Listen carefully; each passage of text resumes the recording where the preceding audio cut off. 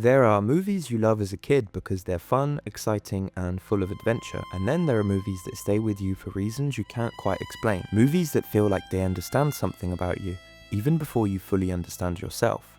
For me, that movie was Treasure Planet. When I was a kid, I didn't just watch Treasure Planet, I felt it. It wasn't just a sci-fi adventure, and Jim Hawkins wasn't just another Disney kid.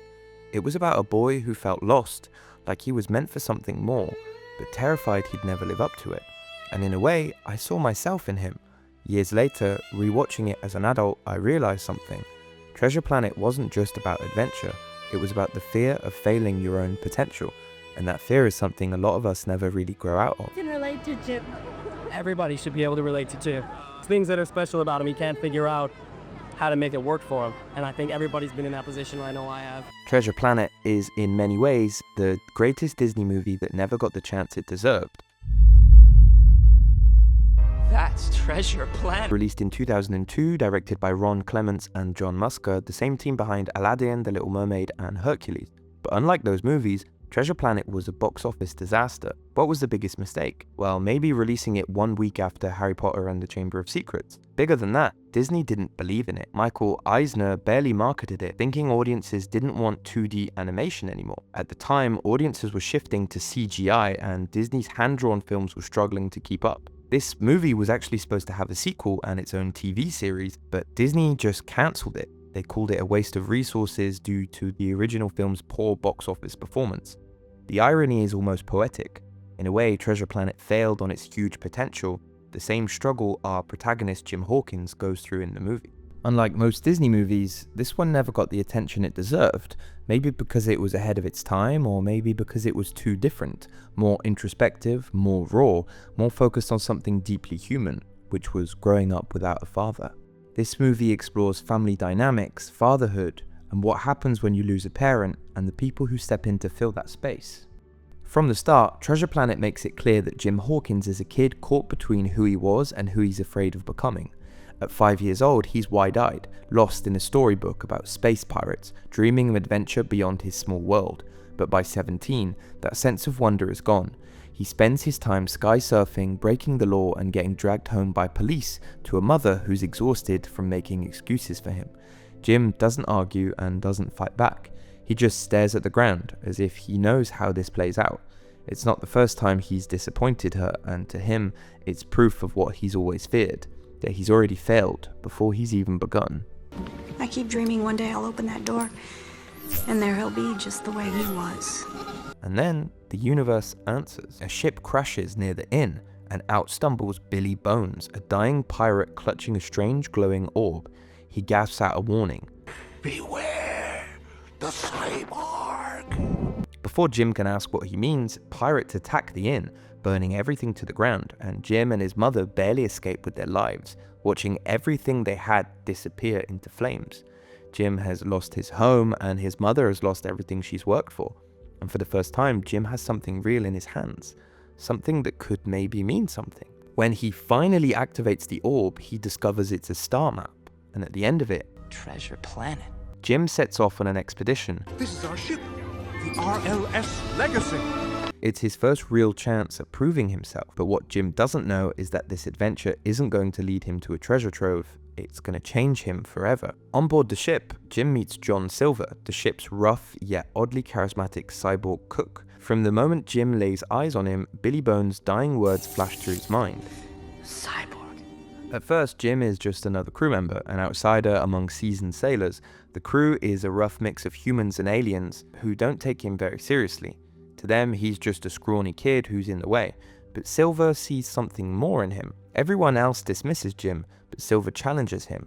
He doesn't let Jim slack off, but unlike the adults who have spent years criticizing him, Silver's lessons come with encouragement and not just discipline. You'll be pounding a few skills into that thick head of yours to keep you out of trouble. Jim and Silver share some heartwarming moments. It's clear that Jim is suffering from the loss of his father, but what makes Treasure Planet unique is how it chooses to show us. One of the most striking things about Treasure Planet is how deeply it commits to Jim's emotions, and nowhere is that clearer than the "I'm Still Here" sequence.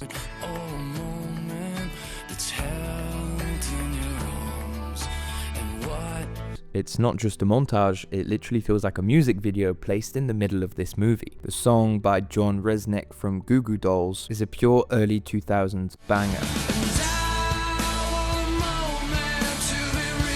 Melancholic, introspective, and full of frustration. Unlike traditional Disney musical numbers where characters sing their feelings within the story, this one feels epic, deep, and cinematic. This literally reflects Jim's mindset. The lyrics aren't about adventure or destiny, they're about feeling unseen, about wanting to prove yourself, but not knowing how.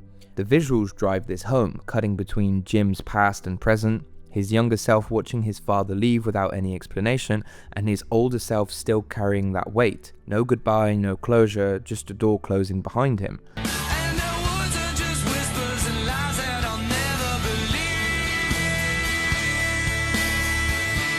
Even now, it hits very, very heavy for a lot of people. Soren Kierkegaard once wrote that life can only be understood backwards, but it must be lived forwards. Jim doesn't just miss his father, he's actually haunted by what he might have been. Who would he be if his father stayed? And would he still feel like a failure? Would he even be on this ship whatsoever? When people leave, they don't just take themselves with them, they take all the versions of you that could have existed, all the possibilities you never get to see. And that's what makes this seem so timeless. It isn't just about Jim, it's about anyone who has ever been left behind. That fear doesn't disappear as you get older, it lingers, even in the smallest ways, shaping how you see yourself and how you move through the world. And Treasure Planet really understands that. Losing my father so young definitely created a hole that's difficult to fill. A question with no answer. Unlike Jim, I grew up with the weight of that absence, and the fear that maybe I wasn't enough. Asking yourself what life would look like if someone was still here is something that stays with you forever. I know it's definitely that way for me. One of the most interesting things about this sequence is that the audience is left just as confused as Jim. We have no idea why his father left, where he went, or if he ever saw him again. We're just left to pretty much imagine the entire father storyline, which is really powerful and a great device in storytelling. Silver steps into that space, not just as a mentor, but as a father figure that Jim never had.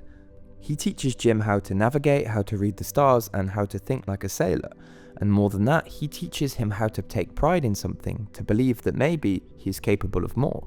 And this is where Treasure Planet taps into something deeper than just adventure. The psychology of fatherhood, especially the absence of it, plays a huge role in shaping how kids see themselves. Studies on fatherless households show that children who grew up without a father figure are more likely to struggle with confidence, discipline, and a sense of direction.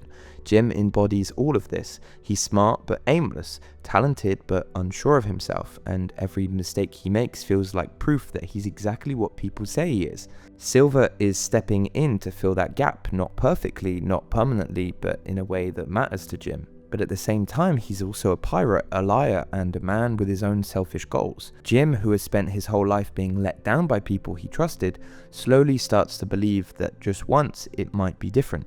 You got the makings of greatness in you, but you gotta take the helm and charge your own course.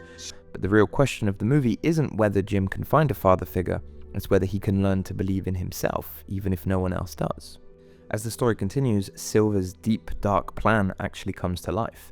Him and the aliens have been planning a mutiny to take over the ship and get to Treasure Planet. Jim overhearing Silver's mutiny is the biggest betrayal yet. When he hears Silver call him just a boy, it's like he's being abandoned all over again, like his father leaving, like being reminded that maybe he was never worth staying for. I cozied up to that kid to keep him off our scent. But I ain't gone soft. And that's what makes this hurt so much. Not just that Silver lied to him, but that Jim let himself believe he wouldn't. Even after everything, after the betrayal, after the collapse of Treasure Planet, and after Silver proved he could choose Jim over the treasure, Jim is faced with one last choice. Silver has been captured, and by all accounts, he should turn him in. He's a pirate, a fugitive, the leader of a mutiny that nearly got everyone killed.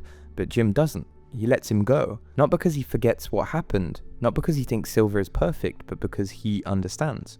Silver was the closest thing Jim ever had to a father, but he was never meant to stay. That was never who he was, and Jim, for the first time, doesn't take it personally, because Silver's leaving isn't abandonment, it's acceptance. of who they both were.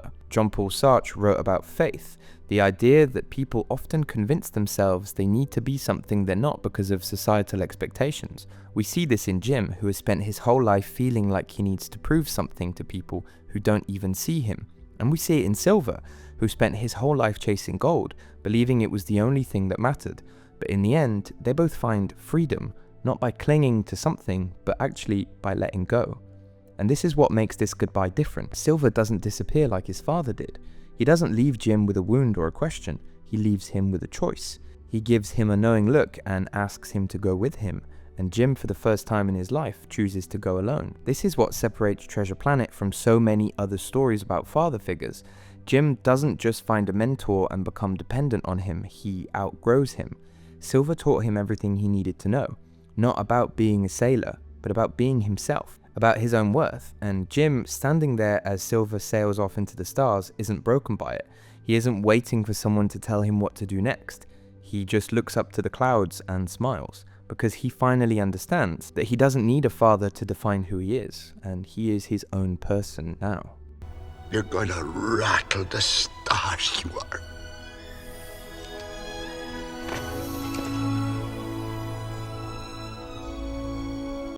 I really hope you guys enjoyed this video. I had great fun making it, even though it was quite a personal and deep subject for me. I really hope you guys enjoyed it. If you did, remember to click the notification bell to find out when I release new videos. And if you did enjoy this, give it a like, subscribe to my channel, and write a comment. Tell me what your favorite Disney movie is, and maybe which one I should explore next. Thank you very much. All the best.